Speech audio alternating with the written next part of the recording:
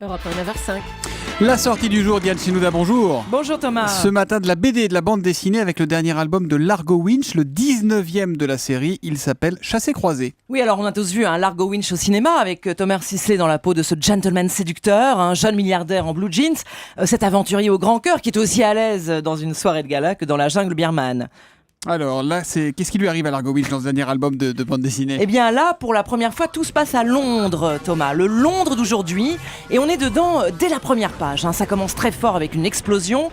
Largo Winch est une cible, la cible de terroristes islamistes. Ils veulent l'abattre, lui et son empire. Alors j'ai rencontré Philippe Franck, le dessinateur.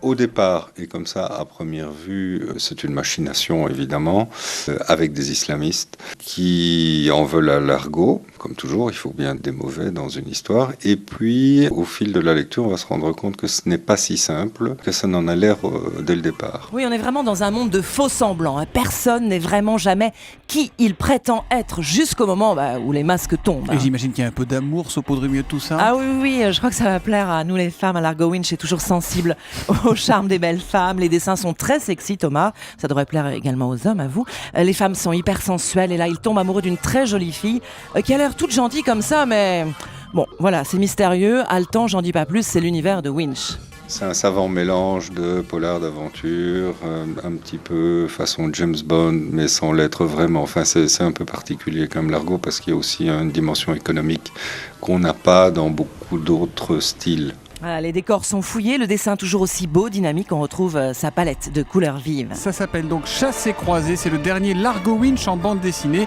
et il sort aujourd'hui, Diane Chinouda. Les auteurs planchent déjà sur la suite qui s'appellera 20 secondes. Merci beaucoup, Diane. La météo avec Pajot.